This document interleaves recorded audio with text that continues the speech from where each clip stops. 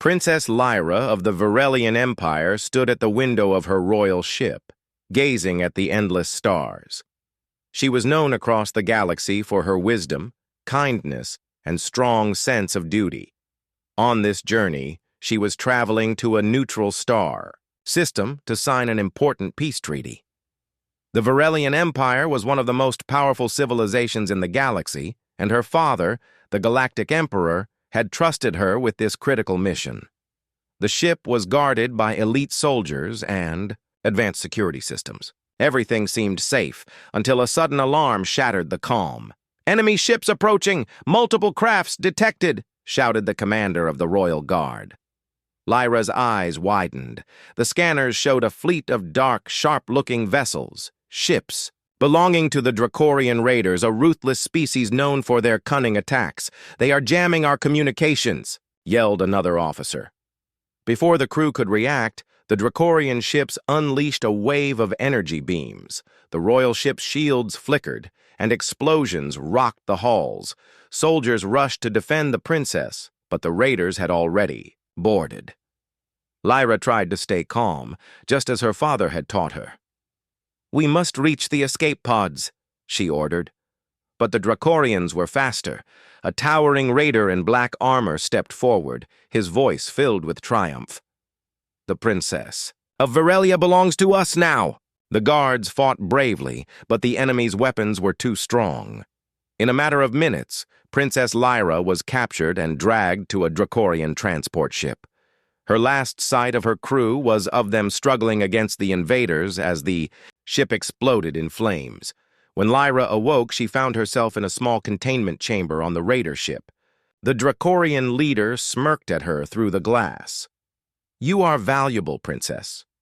Your father will do anything to get you back. But first, we will take you far away, to a place where no one will find you." The ship jumped through hyperspace, and soon, Lyra saw a strange blue and green planet outside the window. "This world is primitive," said one of the raiders. "Perfect for hiding her. No one will search here." The ship entered the atmosphere, flames streaking across the sky as it descended. But something went wrong. A sudden storm disrupted the ship's controls. The Dracorians panicked as alarms blared, systems failing. "We're losing power!" The ship crashed violently into a dense forest. The impact tore the vessel apart. Lyra's chamber burst open, and she tumbled onto the ground, dazed but alive. Smoke filled the air, and the wreckage burned brightly against the dark night sky. Lyra struggled to stand. Her silver gown was torn, and her crown was missing. She looked around and saw no sign of the raiders.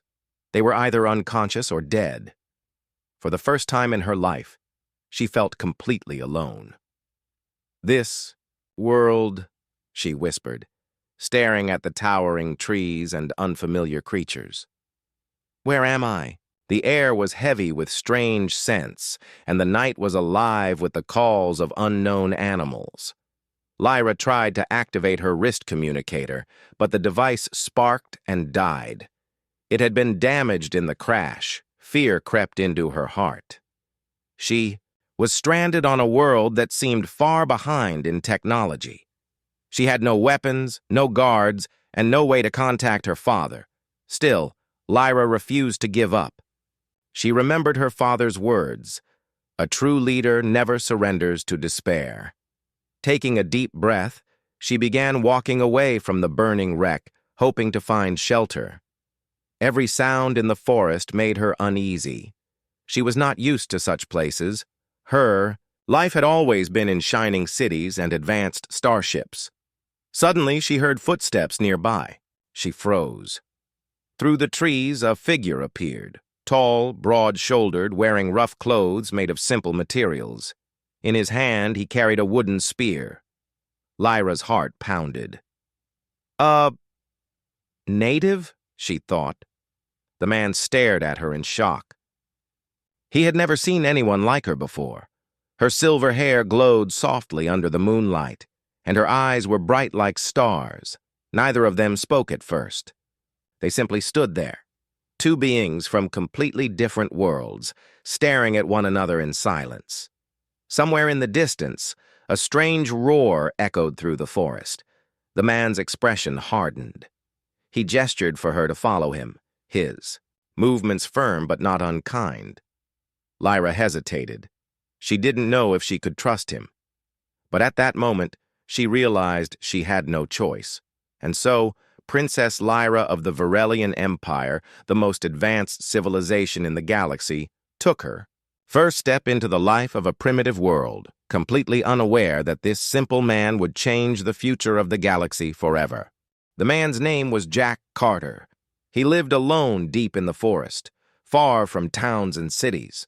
Jack had chosen this life after years of serving in dangerous rescue missions.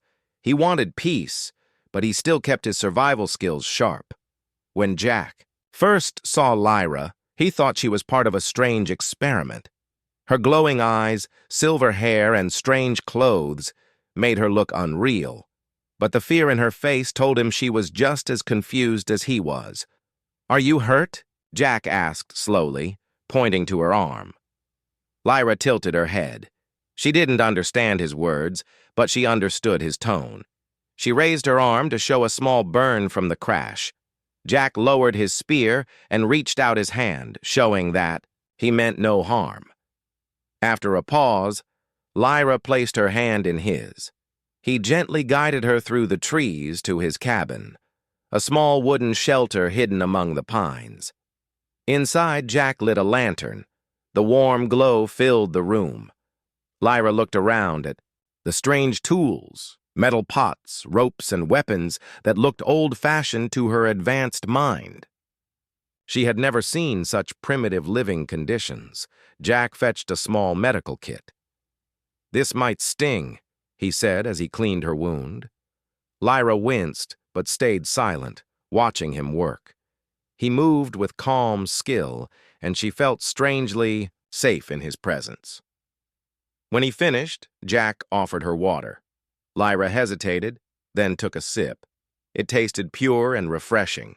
She nodded in thanks, touching her chest and saying softly, "Lyra." Jack smiled. "Lyra." "I'm Jack." He pointed. To himself, she repeated, "Jack." Though they didn't understand each other's language, a simple connection began to form.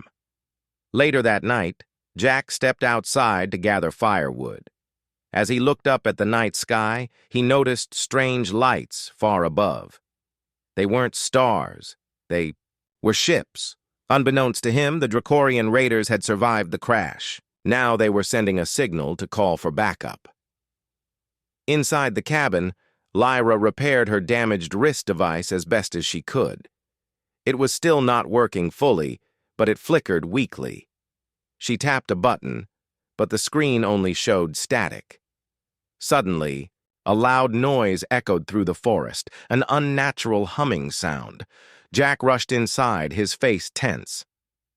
"Something's out there," he whispered. Lyra stood up quickly, understanding the danger. Her eyes widened as she recognized the sound. "Dracorians," she muttered softly. Jack grabbed his spear and an old hunting bow. He looked at Lyra, who seemed frightened but determined. With hand gestures, he told her to stay hidden. The raiders approached silently, scanning the forest with glowing devices. "The princess is close," one of them hissed. Jack hid behind a tree, watching their movements. He had no advanced weapons, but he had something they didn't: knowledge of the land. When one of the raiders stepped into a trap Jack had set months ago, a rope snared his leg, flipping him upside down. The alien screeched in shock. Two more. Raiders turned their weapons toward the noise. Jack used the distraction to fire an arrow, hitting one in the arm. The alien dropped his blaster, stunned. Jack moved quickly, using the shadows to his advantage. He fought like a man who had spent years surviving against nature itself. One by one, he outsmarted the raiders with traps, misdirection, and sheer courage. From the cabin window, Lyra watched in awe. She had seen powerful warriors fight with advanced weapons, but never had she seen someone fight so bravely with such simple tools. Finally, Jack faced the last raider in close combat. The alien swung his weapon wildly, but Jack dodged and struck with his spear, knocking the creature to the ground. The forest grew quiet again. When Jack returned to the cabin, he was breathing hard but unharmed. Lyra looked at him with wide eyes, her fear slowly turning into admiration. Jack knelt by the fire, wiping the dirt from his hands. "Whoever they are, they're not done yet," he said, even though Lyra didn't understand his words. But she understood his resolve. Lyra stepped closer and touched his shoulder lightly. "Thank you, Jack." Though she still felt far from home, for the first time since her capture, she didn't feel completely helpless. She realized something strange. This man, with no advanced technology or royal status, had protected her better than her own guards had. Deep down, she began to sense that Jack Carter was far more important than he appeared. The next morning, the forest was silent, but Jack felt uneasy. He knew the fight wasn't over. Those strange attackers would return, and next time they would come in greater numbers. Jack stepped outside to check his traps. Lyra followed him, curious about his simple tools. He showed her how ropes, spikes, and pits could be used to catch wild animals or intruders. She was surprised that such primitive devices could be so effective. Jack noticed Lyra's damaged wrist device. "Is that some kind of communicator?" he asked, pointing at it. Lyra nodded. She tried pressing buttons, but it only sparked weakly. Jack examined it carefully, curious about its strange design. Though he didn't understand its advanced parts, he had repaired countless radios and machines in his past missions, using bits of wire, a broken flashlight, and some metal scraps. Jack managed to create a crude power source. The device lit up faintly, shocking Lyra. She looked at him in amazement. "Jack, you fix?" she asked softly. Jack grinned. "Just a little." Far above the forest, a Dracorian dropship entered the atmosphere. The raiders were furious that a single human had defeated their soldiers. "This primitive world will not stop us," growled the commander. "Capture the princess and deal with the human." Lyra's communicator beeped suddenly. It had detected the approaching ship. Her face turned pale. She looked at Jack and said only one word in a fearful voice: "Danger." Jack understood instantly. He grabbed his bow, knives, and a heavy axe. Then he looked at Lyra and made a simple gesture. "Stay low. Stay quiet." The raiders landed near the crash site. They were better armed this time, scanning the forest with glowing devices. Jack crouched behind a rock, studying their movements. Unlike the day before, these soldiers were more cautious, but Jack knew the forest better than anyone. When two raiders stepped into a clearing, Jack triggered a rope trap. A heavy log swung down from a tree, striking one alien and knocking him unconscious. The other raised his weapon, but Jack rolled behind a tree and fired an arrow. The arrow hit the weapon, knocking it from the alien's hand. Jack charged forward, tackling him to the ground. Lyra watched from a distance, her heart pounding. She couldn't believe a man with no advanced weapons could fight so fearlessly. Two more raiders advanced toward Jack's cabin. But Jack had prepared for this. As they stepped on the wooden path, sharp spikes hidden under leaves pierced their feet.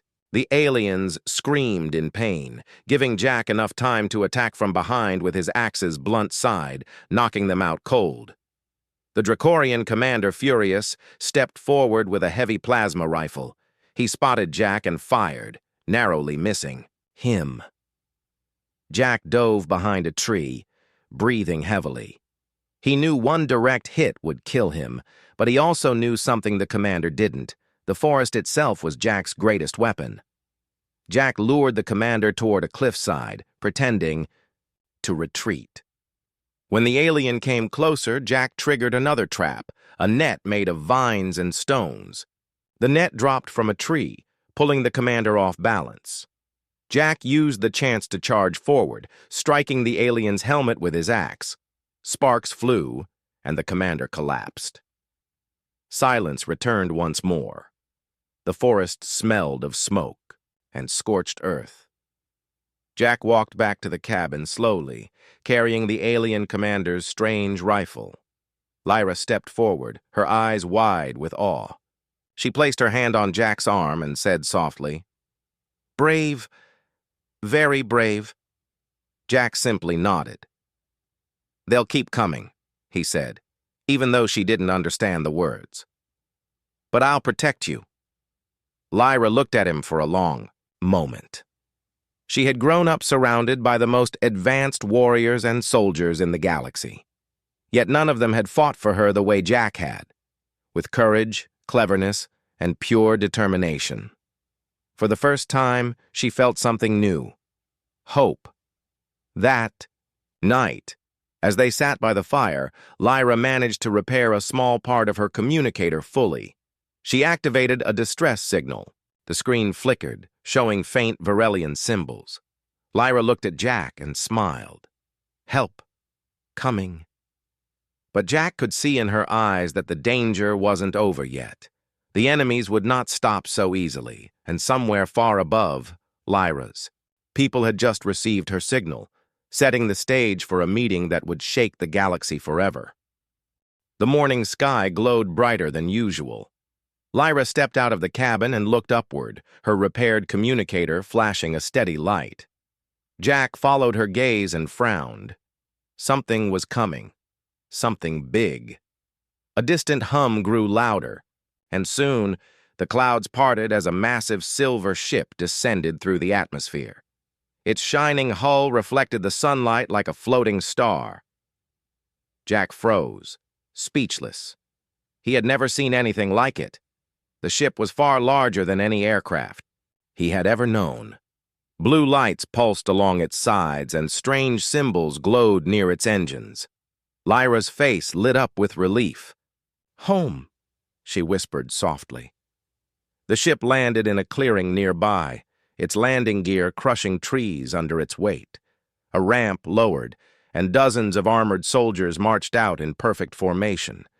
They carried sleek weapons that looked far beyond Jack's understanding. One of them stepped forward, kneeling before Lyra. "Princess Lyra, we have found you at last." Lyra smiled faintly. "Thank you. You came." Jack stood behind her, holding his axe. The soldiers glanced at him with clear confusion, and even disgust. To them, he looked like a wild man, dressed in rough clothes and holding primitive weapons. "Who is this human?" one of the guards asked sharply. "Why is he near you?" "Princess?" Lyra stepped forward proudly. "He is Jack. He saved my life, many times." The guards exchanged looks of disbelief. "This primitive? Impossible." Jack frowned, sensing the insult in their tone. He didn't understand their words, but he knew he wasn't welcome. A tall officer approached. "Princess, we must take you to the capital immediately. The Emperor is waiting." Lyra nodded, but turned to Jack. She stepped closer, pointing at him and then at the ship as if to say, "Come with me." Jack hesitated. This wasn't his world. But after a long pause, he followed her up the ramp. Inside, Jack's eyes widened. The ship's interior glowed with bright white light, and strange machines hummed softly around him. He felt out of place, like a caveman, in a futuristic city. The guards, however, were not impressed with him. One whispered, "He is just a savage. He cannot understand us." Lyra spun around, her eyes cold. "Without him, I would be dead. Show respect." The soldiers fell silent. Hours later, the ship exited hyperspace. Jack felt a strange pull in his stomach as stars blurred into lines, then returned to normal. When the ship finally stopped, Jack gasped. Outside the window, a massive planet glowed with cities that stretched across continents. Towering spires reached into the clouds, and fleets of ships moved like silver birds across the sky. "Welcome to Virelia," Lyra said softly. Placing her hand on his arm, The ship descended toward the royal palace, a colossal structure of crystal and light. Crowds of alien citizens gathered below, cheering as the princess returned. Inside the throne room, the Galactic Emperor waited. He was a tall, dignified figure with a crown of glowing energy. His face, however, softened the moment he saw Lyra. "My daughter," he said warmly, stepping forward to embrace her. "Father," Lyra whispered, her voice full of relief. Then the Emperor's eyes shifted to Jack. The room fell silent as everyone looked at the strange human standing beside the princess. "And who is this?" the Emperor asked. Lyra straightened her back. "This is Jack Carter, the man who saved me. He defeated the Dracorians with nothing but his courage and his wits." The Emperor raised an eyebrow. "A primitive human?" "Yes," Lyra said, firmly. "And without him, I would not be standing here today." The Emperor studied Jack for a long moment. Jack, not understanding the words, stood silently but proudly, holding his axe at his side. Finally, the Emperor smiled faintly. "Then we owe him a great debt." The guards looked shocked. Never before had their Emperor shown such respect to someone from a backward world. As the hall filled with whispers, Lyra stood close to Jack. She could see he felt out of place, but she also saw something else in him: strength, dignity, and an unshakable will. For the first time in history, a simple human from Earth stood in the heart of the galaxy's most powerful empire. But what none of them realized was that Jack's arrival would soon change everything, forever. The throne room was silent as the Emperor studied Jack. Every noble and officer in the hall waited for his reaction. Jack stood tall, even though he could not understand their language. His calm presence seemed to unsettle the guards, who still believed he was just a primitive outsider. Finally, the Emperor stepped down from his throne and slowly approached Jack. Everyone watched in shock. Never before had the Emperor walked toward a stranger in this way. Lyra smiled softly. She knew her father well. He was a wise ruler, and he could see courage in a man's eyes. The Emperor stopped in front of Jack and placed a hand on his shoulder. "You saved my daughter," he said with deep respect. Though Jack did not understand the words, the tone told him everything. Lyra stepped forward to translate in broken English. "My father says thank you. You are hero." Jack gave a small nod.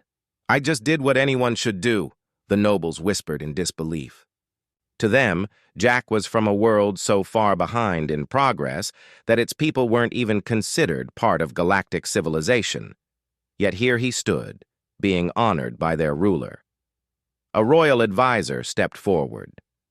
"Your Majesty, with respect, this man is only a savage from a primitive world. He cannot be given honor among us." Lyra turned sharply, her voice firm. "This savage outsmarted and defeated the Dracorians, warriors armed with weapons far beyond his understanding. While our fleet searched, he was the one who protected me. His courage is greater than any soldier here." The Emperor raised his hand to silence the court. "You speak truth, my daughter. Courage is not found in technology. It is found in the heart." He turned back to Jack. "From this day, you are recognized as a friend of the Varelian Empire." The hall erupted in murmurs of shock. For the first time, a human, someone from a forgotten low-tech planet, was officially honored by the galaxy's most powerful ruler. The Emperor signaled to a royal attendant. A glowing medallion was brought forward, shining like liquid light. The Emperor placed it around Jack's neck. "This is the Star of Honor," Lyra explained softly. "Only true heroes receive it." Jack looked at the medallion, still unsure why all of this was happening, but he bowed his head slightly in respect. That evening, the Emperor invited Jack to a private meeting with Lyra and several high-ranking officials. Through translators, Jack explained everything about Earth, its forests, animals, and people. The officials listened carefully. One of them finally said, "If a single man from this world can achieve so much, what would their kind do if united?" Lyra smiled proudly. Humans are not weak. They may lack technology, but they have something far rarer: adaptability, courage, and an unbreakable will. The Emperor nodded slowly. Perhaps the galaxy has underestimated them. A few days. Later, Jack was given a tour of Virelia. Everywhere he went, citizens gathered to see the man who had saved their princess. Children pointed at him with excitement, and soldiers saluted him, even if they did not fully accept him yet. Lyra stayed close to Jack, helping him understand her world. She had grown to respect him deeply, not just for saving her, but for showing her that strength was not measured by technology or power. At the grand ceremony in the royal plaza, the Emperor addressed the people. "Today, we honor not just a hero, but a lesson," he said, his voice echoing through the palace. "This man, Jack Carter, comes from a world forgotten by the stars. Yet he has shown us that bravery and heart are greater than any weapon." The crowd erupted in cheers. Even the skeptical nobles were silent, realizing that the Emperor himself had been humbled by this human's deeds. Jack, standing beside Lyra, felt both proud and overwhelmed. He had never wanted fame or power, yet fate had placed him here, in a world far beyond his imagination. As the ceremony ended, Lyra turned to him. "Jack, you changed my life, and maybe you will change the galaxy too." Jack chuckled softly. "I'm just a guy who wanted to help." But deep down, he understood that things would never be the same. For the first time in history, a single human had earned the respect of the galaxy's most powerful empire. And somewhere far away, on a small blue planet called Earth, billions of people remained unaware that one of their own had just opened a door to the stars. It was the beginning of a new chapter, one where humanity would no longer be seen as primitive, but as a species with limitless potential. And it had all started with one man, a lost princess, and a single act of courage.